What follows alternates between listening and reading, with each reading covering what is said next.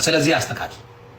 አይ እኔ ምንም ጣጣ የለውም ከልገጫጭ ካልሽ ደግሞ ከአማራ መጋጨት በሶሻል ሚዲያ ከግንድ መጋጨት እኔ በድጋሚም ገብቼ ነበር ሆስፒታል።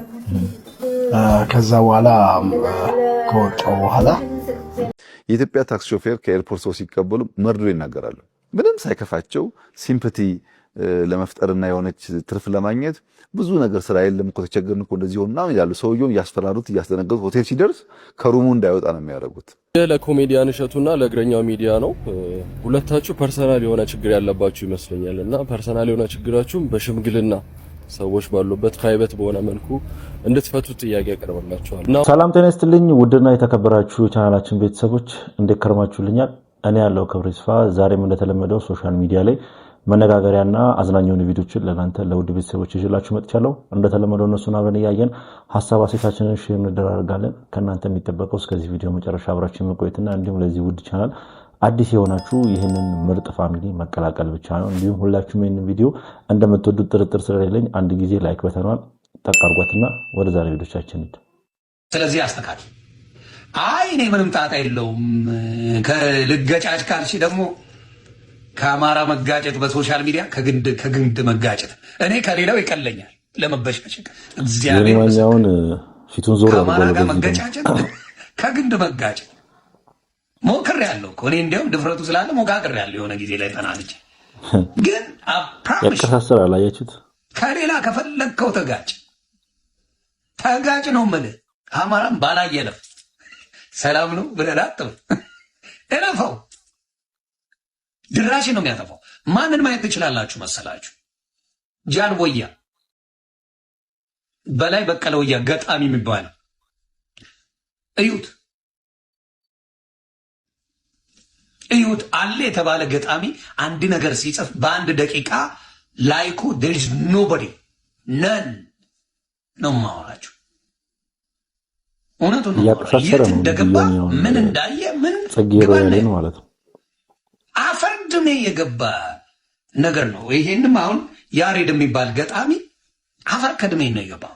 ጅንኑ ነው አማራነቱ ጅንኑ አፈር ከድሜ ነው ያስገባው። አማራ የሆነ እግዚአብሔር የሰጠው የሆነች ቀባ ቅዱስ ምናምንም አለች የተለየ ስፔሻል የሆነ ነገርም አለ። እግዚአብሔር ምስክር this is fact። ስለዚህ ፐርሰናሊ ከአማራ አትጋጩ። መጋጨትም የሚፈልግ ህዝብ አይደለም እንደ ህዝብ። ዮኒ ማኛ እንግዲህ ፊቱን ወደዚህ ዞር ያደርገ ይመስላል።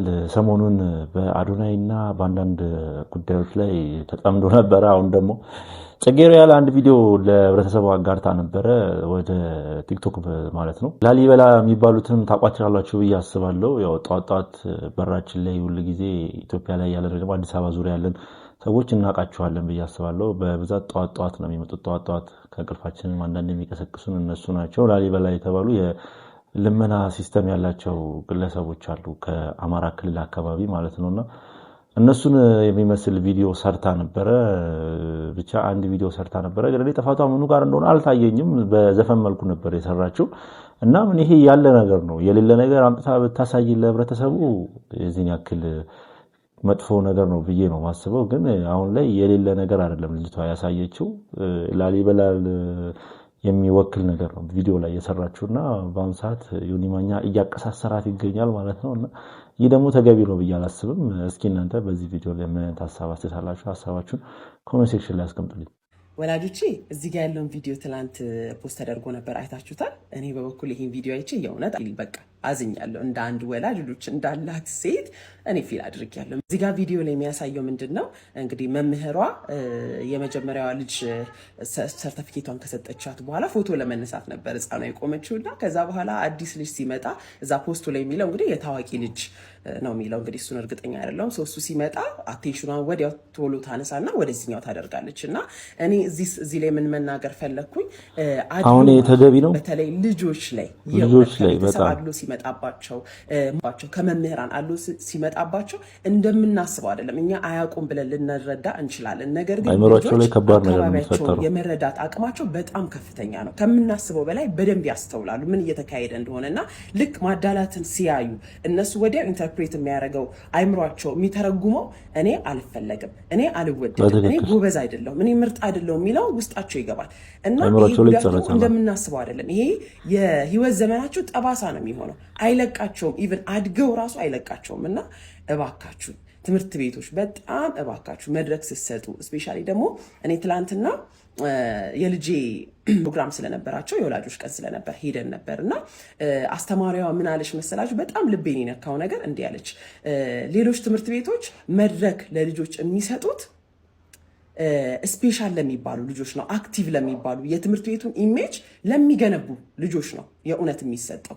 እኛ ትምህርት ቤት ግን አለች ለሁሉም ለልጆቻችሁ መድረክ እየሰጠን ነው አለች። እውነቷን ነው። የእውነት እኔ ልጄን መድረክ ላይ ሳየው የተሰማኝን ደስታ ልነግራችሁ አልችልም፣ እንደ እናት ማለት ነው። ምክንያቱም ልጆች መድረክ ላይ ሲቆሙ በጣም ብዙ ሰው ፊት ቆመው ሀሳባቸውን መናገር ሲችሉ አንደኛ ፍርሃታቸውን ያቆማል። ነገ እነዛ ልጆች የቱ ጋር እንደሚደርሱ አናውቅም። ኮሚኒኬሽን ስኪላቸው ይዳብራል። ሀሳባቸውን በድፍረት የመናገር አቅም ይኖራቸዋል።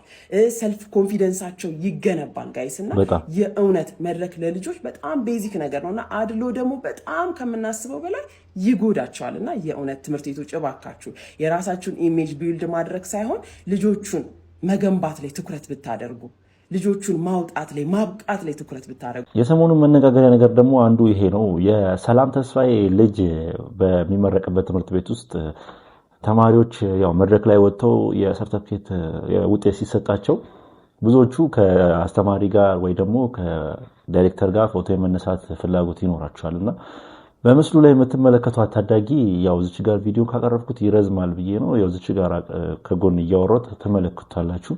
እዚች ጋር የምትመለከቷት ታዳጊ ሰርተፊኬት ተቀብላ ከወላጅ ወይ ደግሞ ከወላጅ አልኩ ይቅርታ፣ ከአስተማሪዋ ሰርተፊኬት ተቀብላ ፎቶ ወይ ደግሞ እንድታቅፋት እየጠበቀች ነበር። ግን ቀጣይ የሚመጣው ተማሪ የሰላም ተስፋዬ ልጅ ነው ከብዙዎች እየተባለ የሚገኘው።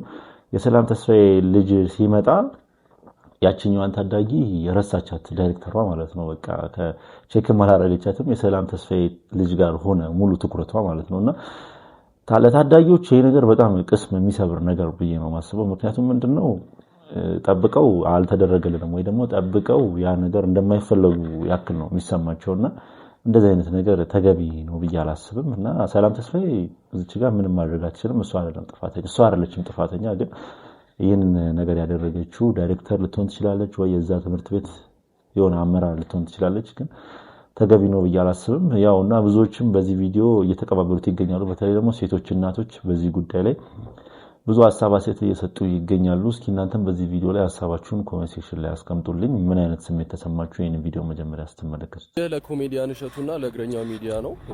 ሁለታችሁ ፐርሰናል ያለባችሁ በጣም እና ፐርሰናል የሆነ ችግራችሁም በሽምግልና ሰዎች በራሳችሁ ጉዳይ ፍቱት እንድትፈቱት ጥያቄ ያቀርብላችኋል። እና ሁለታችሁም እያረጋችሁት ያለው ነገር መልካም ነገር አይደለም። በትክክል ሲቹዌሽን ላይ አንሱና ፐርሰናል በሆነ መልኩ ፕራይቬት በሆነ መልኩ ችግራችሁን ፍቱት። በዚህ ቪዲዮ ላይም ሁለቱም አካላት ሜንሽን አድርጓቸው።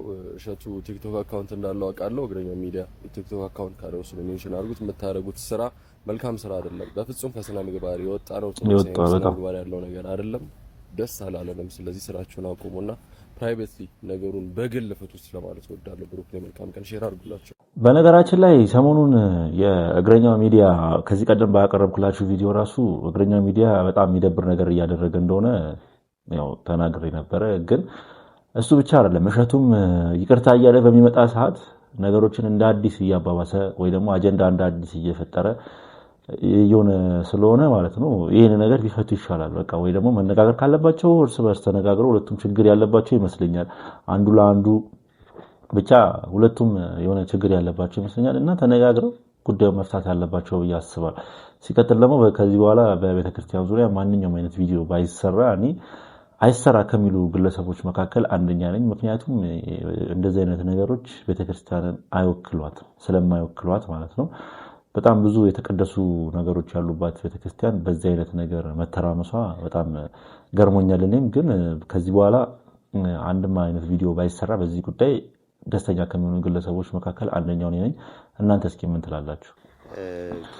የባለስልጣናቱና የአርቲስቶቹ ምሽግ ማለት በድብቅ የተነሳ ፎቶግራፍ ተለቆ ተመልክተናል። በአብዛኛው ጊዜ ማይለያዩትና ሁልጊዜ እዛ በድብቅ የሚመጡት ሀያትና ጌታቸው ረዳ ናቸው። ሀያት ለማለት ነው። አምባሳደር ምስጋኑ የሚባል ታውቃላችሁ? አምባሳደር ምስጋኑ በአዲስ አበባ በባላደር አስተዳደር ጊዜ በነበረችበት ብርሃነ ደሬሳ የከተማው ከንቲባ ሲሆኑ የምክትል ከንቲባ የነበረው አቶ ምስጋኑ ከዛ በኋላ ወደ ብርሃነ ደሬሳ ተሿሚ ሆነው የመቀጠል ፍላጎት የላቸውም። ባላደራውን ካስረከቡ በኋላ እሱ ግን ወደ ፓርቲው መዋቅር መጣ። አምባሳደር አድርገው ላኩት። ቅርብ ጊዜ ኳታር አምባሳደርም ነበረ። ከዛ በኋላ ተመልሶ ተጠራ። አቲንክ አሁን ይሄ የጫካ ፕሮጀክት የምናምን ላይ የሚፈሰው ከባድ ገንዘብ እነሱ ላይ የሚንጠባጠብ ነው። አምባሳደር ምስጋኑ ወደዛ በተመላለሰ ጊዜ ሁሉ ሉላ ገዙን ይዞ ነው የሚመላለሰው ነው። ማነው? አረ መንጉር ነው የምንሰማው ወገን እና ይሄ ሲጋር ምናምን የሚባል ነገር አለ። እሱን ይምጋሉ። የሚከታተላቸው ሰው እዛ አካባቢ ያለ አካል እንዳደረሰው መረጃ የነሱ ፐርሰናል ነገር ምናምን ብዙ እኮ የሚመለከተን ጉዳይ ሆኖ አይደለም እንደ ፐርሰናል። ግን እነዚህ የመንግስት ባለስልጣናት ናቸው፣ ህዝብ የሚያስለቅሱ ናቸው። አብረዋቸው ያሉ አካላት ምንድነው እያደረጉ ያሉት? ከዛ 98 ቢሊዮን በመንግስት ባለስልጣናትና በአርቲስቶች ወዘተረፈ በጋራ ባክኗል ከተባለ በኋላ በቃ ዝምጭጭ ነው ያለው። እኛ ዝምጭጭ ሳንል ዱካዎች እያፈላለግን ነው። አሁን ከገንዘቡ ጋር ቀጥታ ግንኙነት አላቸው የላቸውም የሚል ነገር አይደለም እያነሳን ያለ ነው። ገንዘብ ጠፍቷል፣ የአገር ሀብት ተመዝብሯል፣ የትኛው ባለስልጣን ከማርጋ ይገናኛል የሚለውን ነገር ደግሞ ስናጣራ ያገኘነው መረጃ የሚያሳየን እነዚህን አካላት ነው። ይህ መረጃ ብዙዎችን ያስደነገጠ መረጃ ነው። በእርግጥ ያው ከፊት ለፊት የምትመለከቷቸው ግለሰቦች እነ ሽመልስና አንደኛው ደግሞ ማን ነበረ ብቻ ኢሳት ቲቪ ላይ አሁን ላይ ደግሞ ምንድነው ኢትዮ መረጃ የተባለ የቲቪ ቻናል ላይ የሚሰሩ ግለሰቦች ናቸው። ያው ብዙ ጊዜ ፖለቲካ ነክ ነገር ነው የሚሰሩትና አንዳንዴ የሚያመጡት መረጃ ብዙም ተቀባይነት የሌለው መረጃ ነው የሚያመጡት። ግን ይህ ነገር ብዙዎችን ያስደነገጠና በተለይ ደግሞ ሳያት ደምሴ በአንድ ወቅት ላይ ከጌታቸው ረዳ ጋር ፎቶ ወጥቶባት ነበረ፣ ፎቶ ተነስታ ማለት ነውና ምናልባት የነሉላ ገዙም አሁን ላይ እውነት ሊሆን ይችላል እያሉ ይገኛሉ። በተለይ ደግሞ የሉላ ገዙ ብዙ ሰዎችን ያስደነገጠ መረጃ ሆኗል ማለት ነው። ለአንድ አዳር 400,000 ብር ድረስ ነው የሚቀበሉት የተባለው። ግን ይህ ነገር አሳማኝ ነው ብላችሁ ታስባላችሁ? እኔ በጣም እየገረመኝ መጀመሪያ መረጃውን የኛው መረጃ ስሰማ ማለት ነው። እና ለአንድ አዳር ደግሞ 400,000 ያው እነሱ በጣም ብር ያላቸው አርቲስቶች ናቸው። በአሁኑ ሰዓት ለ400,000 ብር ማለት ለነሱ ምንም ማለት አይደለም ብዬ ነው ማስበው። ግን ለአንድ አዳር 400,000 ብር እስከ 400,000 ብር ድረስ ይቀበላሉ የሚባል መረጃዎች እየወጣ ይገኛል። እስኪ እናንተ በዚህ ጉዳይ ላይ ሐሳብ ስጡበት። ምን ብትደራረጉ ነው ግን ይሄን ያህል የተጨካከናችሁት? ልጁ ላይ አሌክስ ላይ ይሄን ያህል ለመጨከን ያስቻላችሁ ነገር ምንድነው? ረጅም ጊዜ ዋሻው እንደን ከጀመራችሁ ጀምሮ አብሯችሁ የነበረ ልጅ ነው። በስራ ለመግባባት ይኖራል።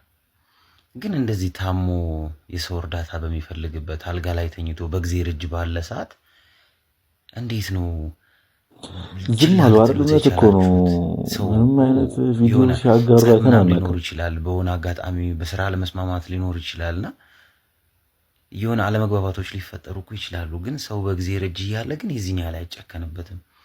በጣም አስመሳዮች በቃ ማለት እንጃ ይቅርታ ማለት እኔ በጣም ሮል ሞዴሎች የምትባሉ ሰዎች ናችሁ። በጣም ከድሮ ጀምሮ የምትተዋወቁ ሰዎች ናችሁ። እኔ ደምሴ ህፃን ልጅ ሆኜ ነው ማቀ ምናምን በጣም እውነት ነው። ነፍልፍሉ ጥላውን ምናምን አሁን በጣም የሰው ጫጫታ ምናምን ሲበዛና እንዴት ዋሻው እንዴዎች ዝም ይሉታል ምናምን ሲባል እንዴት ለፍልፍሉ እንደዛ ተሆኖለት ምናምን ሲባል የጥላውን እልፍነ የባለፈው ሳምንት ፕሮግራም ላይ ጥላውን እልፍነ ብድግ አለና አሌክስ ምናምን እግዚአብሔር ይማረ ምናምን ይሄው እዚህ ጋር ስልክ ቁጥር የምታግዙት እኛ ጓደኛ እናደርጋለን ምናምን ብሎ አስተባብሎ ምናምን በዛው ላሻለ።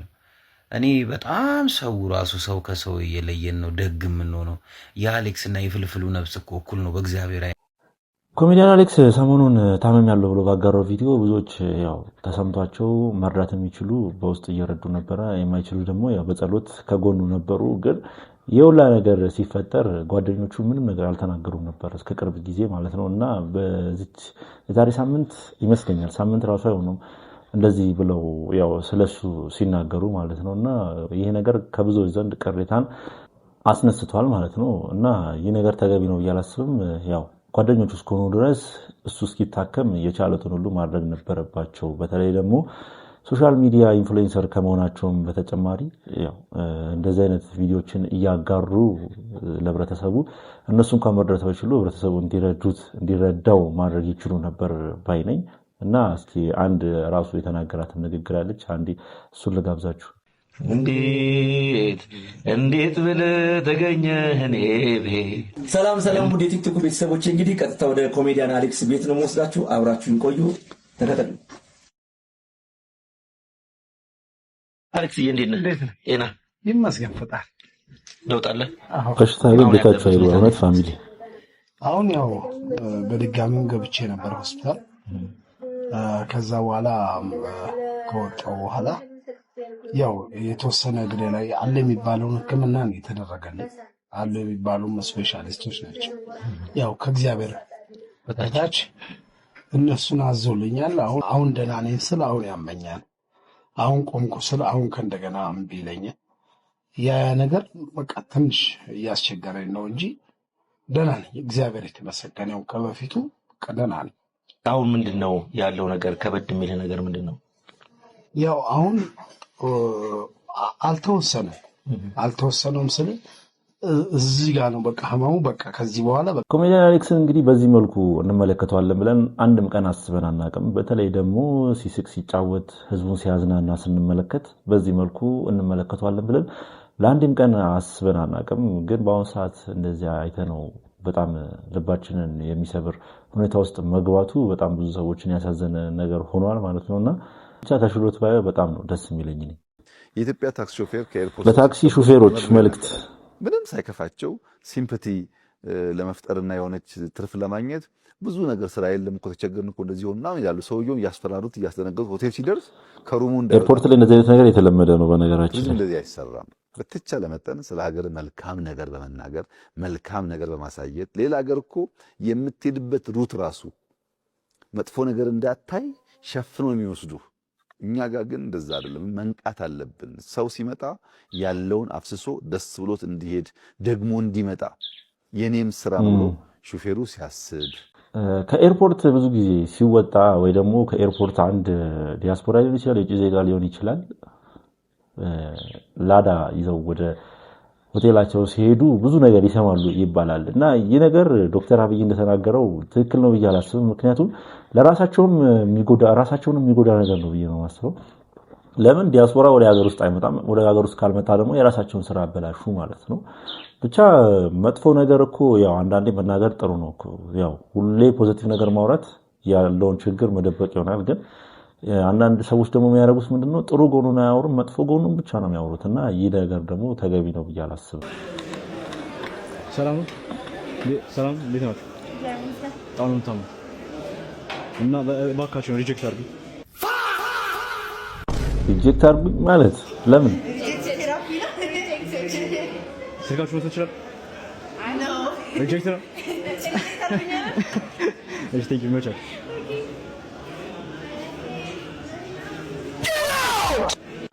ቤንጂ ማለት ነው። በቃ እኔ ቤንጂን ኮንፊደንስ ቢሰጠኝ ማድረግ የምችላቸውን ነገሮች ሳስበው ለራሴ ይከብደኛል። ለምሳ ስንት አወጣችሁ?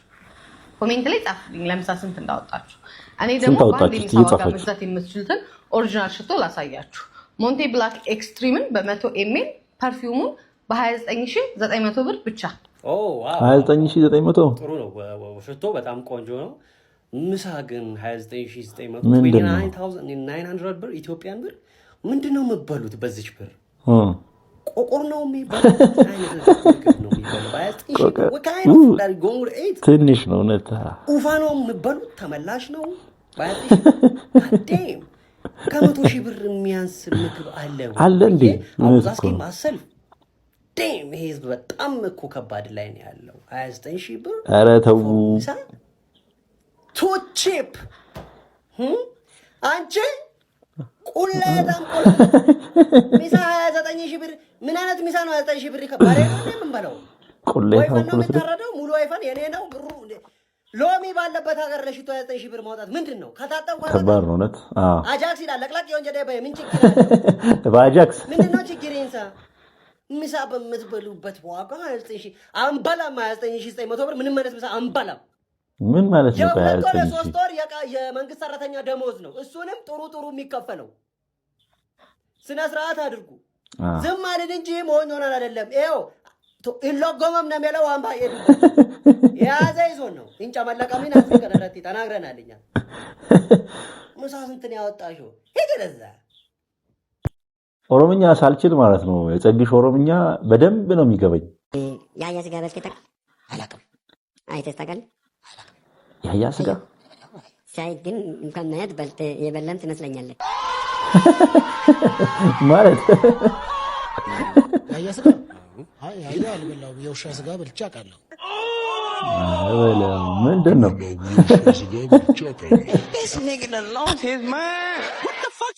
የውሻ ስጋ በልቼ አውቃለሁ። የውሻ ስጋ በልተህ ታውቃለህ? ሱፊ እውነት ግን ሰኚ ከሚመቹኝ ፖለቲካ ከሚተነተኑ ግለሰቦች መካከል አንደኛው ሰኚ ነው። አልሰደብኩም እያለ የሚሳደበው ስድብ ኖርማል አይደለም። የመጨረሻ ነው ብዬ ነበረ፣ ግን ዩ ጋይስ ጠይቃችኋል። ሶ ሁ አም አይ ትድና የእናንተን ጥያቄ። ስለዚህ እንቀጥላለን ማለት ነው። አርግቶ የምትሉ ሰዎች አላችሁ። አይባልም እንደዚህ ቼናቶ እዚህ ጋር ለምንድን ነው የመጣው? አድርጌ ነው የሚባለው። አርግቼ የሚባል ነገር የለም። አርግቶ የሚባል ነገር እያረማችሁ ራሳችሁ። እሺ፣ ከዛ ፋብሪካ የምትሉ ሰዎች አላችሁ። ፋብሪካ የሚባል ነገር የለም። ፋብሪካ ይላል። ማክስ የምትሉ ሰዎች አላችሁ። ማክስ የውሻ ስም ነው። ማስክ ነው የሚባለው። ማስክ ነው የሚባለው። ከዛ ፀሐይ ምን ይሰራል? ነው የሚባል ነገር የለም። ፀሐይ። ከዛ ጅንጅብል የምትሉ ሰዎች አላችሁ። ዝንጅብል ነው የሚባለው። ከዛ ሜስቲኮ የምትሉ ሰዎች አላችሁ። በፍጹም እንደዚህ የሚባል ነገር የለም። ሜክሲኮ ነው የሚባለው። እሺ ቴንክ ዩ ጨረሰች። ብቻ ከዚህ ቀደም ባቀረብኩት ቪዲዮም አንዳንድ አክሰንቶች አሉ ብዙ ሰዎች የሚሳሳቷቸው እና ያኛውን አክሰንት ማሻሻል የምትችሉ ከሆነ በትንሹም ቢሆን በዚህ ቪዲዮ ጨምሬላችኋለሁ። የክስረትን አስከፊነት ከተሳካለት ይህ ትሬንድ በአሁኑ ሰዓት በጣም ሶሻል ሚዲያ ላይ መነጋገሪያ ሆኗል። በዚህ ሰሞን አንድ ቪዲዮ አይቻለሁ። ቢዝነሴ ሊከስር ነው ብሎ ቪዲዮ ለቆ ነበርና እንዳጋጣሚ ሆኖ እሱ አያስታውሰኝም። አብሮ አደጌ ነው፣ አብረን ተምረናል። ስለዚህ ይሄ ልጅ ሄደን አለን እንበለው። ስለዚህ ተከተሉ።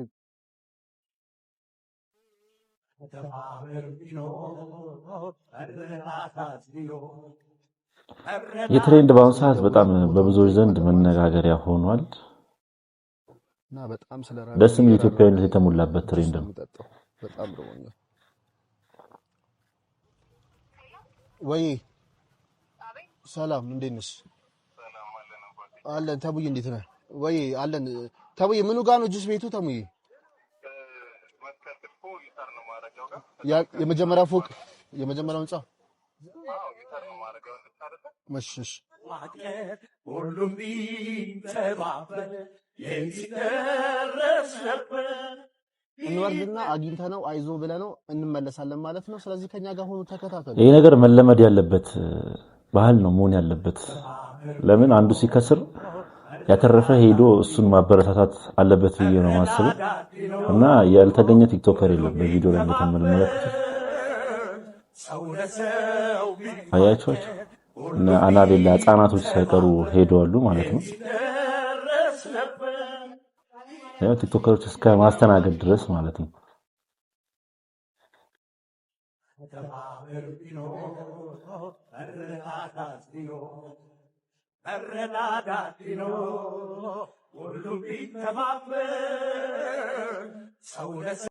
ብቻ በቪዲዮ ላይ እንደተመለከታችሁት ነው ሁሉም ነገር ማለት ነው።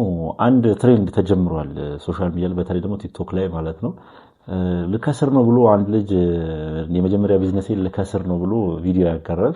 ከዛ ያ ቪዲዮ በጣም ቫይራል ይወጣል። ትልልቅ ቲክቶከሮች እነ ዩቲናስ እነ ዶክተር ነው ብቻ ትልልቅ የሚባሉ ቲክቶከሮች እኛ አለን መተን እንጎበኛለን በማለት ኮሜንት ሴክሽኑን ያጥለቀልቁታል ማለት ነውና ሄደው ቪዲዮ አብሮት ይሰራሉ ምናምን። እንግዲህ አሁን እንደተመለከታችሁት ነው በጣም ብዙ ሰዎች ወደሱ እየመጡ ይገኛሉ። ሶሻል ሚዲያ ላይ የተዘዋወረ ነገር ደግሞ በጣም አድቫንቴጅ አለው ብዬ ነው ማስበው። በንግድም በማንኛውም አይነት መንገድ የተዘዋወረ ቪዲዮ በጣም ጥቅም አለው ብዬ ነው ማስበው እና ይሄ ባህላችንን መተው የለብንም ባይነኝ። ለማንኛውም ምርጦች የዛሬ ቪዲዮቻችን እነኚህን ይመሳሰሉ ነበረ።